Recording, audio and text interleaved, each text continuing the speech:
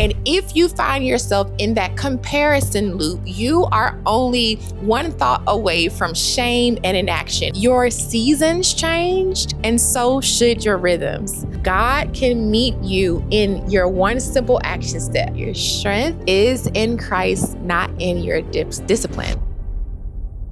Let me talk to the version of you that used to be so on fire for God. I'm talking about you're reading your word, you're journaling, you're praying, and then life begins to happen and you feel yourself separating from that season of consistency and you have not made action steps towards it. Instead, you sat in shame talking about the glory days. But I am here to remind you that God wants to renew and reinvigorate your spiritual life. Hello, everyone. Welcome back to my channel. I am so excited that you decided to rise with me today. And this topic is one that we all have felt. That time where we were so on fire for God, whether we just accepted Him as the head of our life, we just gave our life to Christ, we just got baptized, we were in community, we're doing the small groups, we're doing the Bible study, and then life happens. Things begin to shift, your schedule shift, the commands and the demands on your life shift. And what the enemy does is he shame us into what used to be. But what God is wanting to draw you into today is to talk about what is. What can happen when you take the first action step, when you just say the prayer, when you open up the word, when you just do the thing that you desire to do for your spiritual growth. And so if you have been caught up in shame, have been caught up in comparison, this is the video for you because I'm going to share some tips and some insights that will allow you to go from shame to strength. All right, let's rise together. Number one, comparison stops movement. I'm reminded of the scripture in the Bible that says comparison is the thief of joy. And oftentimes when we talk about comparison, we think that we're comparing ourselves to that person on social media or that person that has our dream job. But if you are not careful, you will miss how the enemy makes us compare ourselves. He makes us compare that fiery season that we once experienced to the season that we are in now. And if you find yourself in that comparison loop, you are only one thought away from shame and inaction. And so what I really want you to understand is, yes, it's great to reminisce on what used to be, reminisce on the closeness that you felt, reminisce on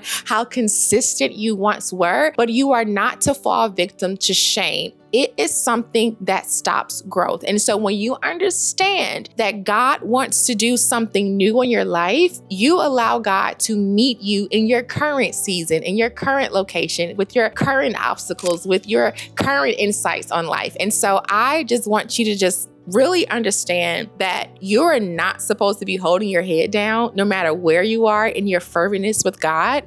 You are supposed to say, God, I am imperfect. I cannot do this without you. I am so distracted. Lord, help me and meet me where I am. So first thing, get rid of shame. Number two is your seasons changed, and so should your rhythms. I was having a conversation with a family member just last week, and they were talking about, wow, you used to handle conflict this way, or you used to show up that way. And I had began to say, man, you're right. But then I thought about it. That was also 10, 15 years ago where I didn't have a family. I didn't have a little one. I wasn't a pastor of a ministry. I didn't have the responsibilities that I have. And so we have to remember that when God is wanting to develop and strengthen us, He prepares us for our current season. You have to understand that there are so many environmental shifts, physical shifts, mental shifts, financial shifts that have taken place in your life since that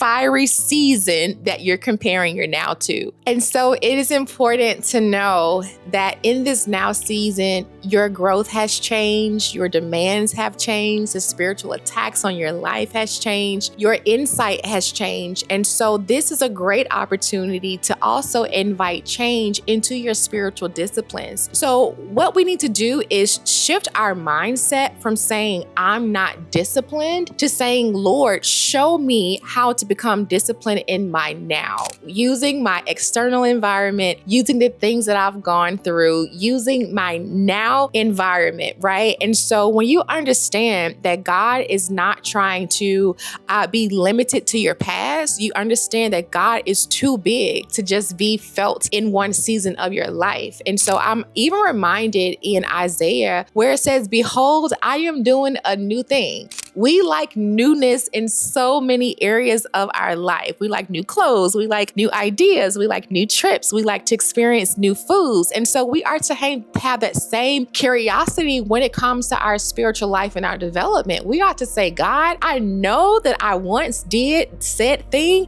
but God, I want you to show me how to show up creatively now. I want to see how I can meet you in new spaces and new times of the day. And so truly invite God to this new season where his hand is still on your life, and you allow him to do that. He will show you, using the pieces of the puzzle of your today life, he will show you how you can show up even more devoted than the past. Number 3 is something that is so personal to me, and it is proximity creates consistency. I've learned in my personal life that if I want to have a morning devotional with God, I need my tools right there by my bed. If I want to have an evening time or evening rhythm, then I have to set up a space, right, to show up with the tools in place. So what does that mean? You're perhaps not reading your Bible because the Bible is in the car, or the Bible is, you don't even know where it is. You're probably not consistent in journaling because your journal is in the kitchen. And when you go to the kitchen, you're making a coffee. Now you're cleaning up and you're tidying up. So what you have to understand is you have to keep your tools close to you. For instance, when I go to bed, I make sure that I have my chapstick, my water, and I make sure that I have my journal and my Bible right there. So when I wake up, I'm not distracted by the phone. I'm not distracted by my to-do list. When I wake up, I reach over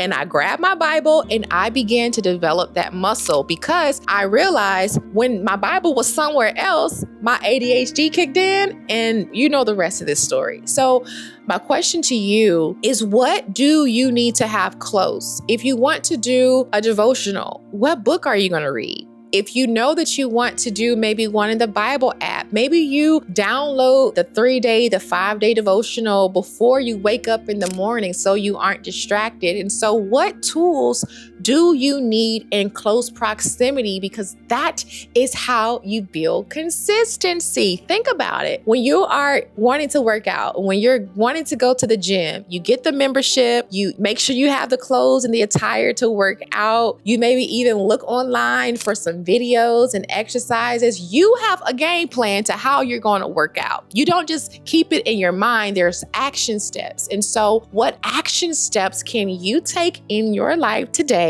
to create proximity and not distance when it comes to your spiritual life? Number 4 is progress over perfection. I speak to so many people that are wanting to truly grow in their relationship with God, understand the word, be able to live it out in their daily life. And one of the things that people misconstrue when they are stepping back into their rhythms with God is that they have to do the most. When they're reading the Bible, they want to read the Bible for an hour, 30 minutes. They want to memorize not one scripture. They want to memorize an entire chapter. They want to go from not reading a single book, whether it's self-help or leadership. They want to do that to, I want to read a book a week. And what you have to understand is that God can meet you in your one simple action step. So maybe instead of reading the entire Bible, maybe you're just sticking to one chapter the entire week. For instance, this week, I've been in Proverbs 4 every single day. Like, I am digesting it. I am getting it in my spirit. I am memorizing the same scripture. And so we have to understand that less is more.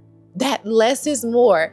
If you were to really maximize one thing, don't try to do all the things. If you were just to pick one thing and you were just to show up and do that thing consistently, you will begin to see change in your life. And so maybe it's just 60 seconds. Maybe it's just going on a 5-minute walk. When you're walking your dog, you're also incorporating prayer. And so how can you begin to develop rhythms to talk to God using small actionable steps that will make a huge impact? So I repeat, this is not the season to do the most. This is the season to choose progress over perfection, because the Bible reminds us that when we have faith the size of a mustard seed, something so small, right, that He will meet us where we are, and He will be the one that creates expansion in our lives. Number 5 is so important. If you have been dealing with shame, this comparison trap, is that your strength is in Christ, not in your discipline.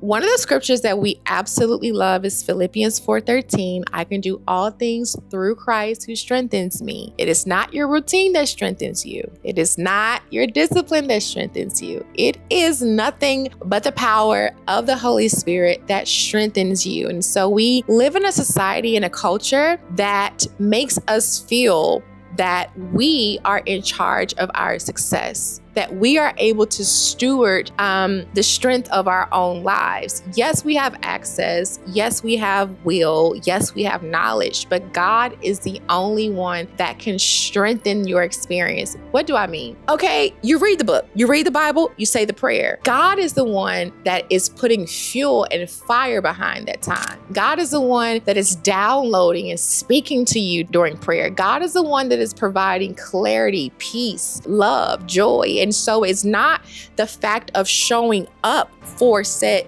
discipline. It's the fact that we're going to meet God and His strength and His power when we show up. And so let us be reminded that God is the architect of our sacred time and our sacred spaces, and that there is nothing we can do to separate ourselves from the love of God. So whether you're on fire for God or whether you have been dormant, God still loves you the same. So let us begin to shift our mindset to how can we get access to God's strength and not just a spiritual discipline. All right. And so I hope and pray that you begin to just give yourself an internal hug. Show yourself some grace. The Lord reminds us that every single day we wake up with new grace and new mercies. But the enemy wants us to listen to the noise, to compare our spiritual life to some time of the past. But again, God says, behold, I am doing a new thing. So what new thing is God wanting to do through your life? And action is an example of just how much faith we have, because we are reminded that faith without works is dead. So if you have faith that God works through discipline, it's time for you to have some actions to back that faith up. So I want to pray for you. If